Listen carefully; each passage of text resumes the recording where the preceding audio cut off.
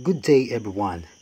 We are from the College of Teacher Education, and today we'll share a reflection on curriculum implementation in the Philippine context.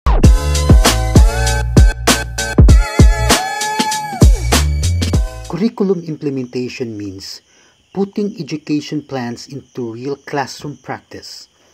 It's about turning learning goals and written standards into lessons that truly reach students.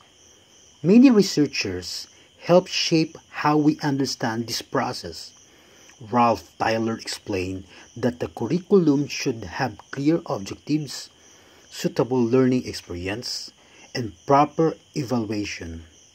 His model influenced how the K-12 curriculum was organized in the Philippines. Hilda Taba believed that teachers should not take part in building and improving the curriculum because they understand their learners best. Her idea supports the principle of localization, allowing teachers to adapt lessons to students' cultures and needs. In our country, Dr. Lourdes Quisumbing focused on values education. She reminded us that the Philippine curriculum should not only teach knowledge, but also child character and strengthen Filipino identity. Another Filipino researcher, Roxanne Tibonco, she studied how teachers actually implement curriculum changes. She found out that the success of reforms depends on teachers' experiences, available materials, and training. This shows that curriculum plans alone are not enough. They must be supported by strong teacher preparation and guidance.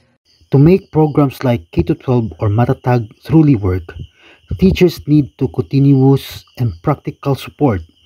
This means giving them clear training, ready-to-use localized materials, and mentoring from experienced educators.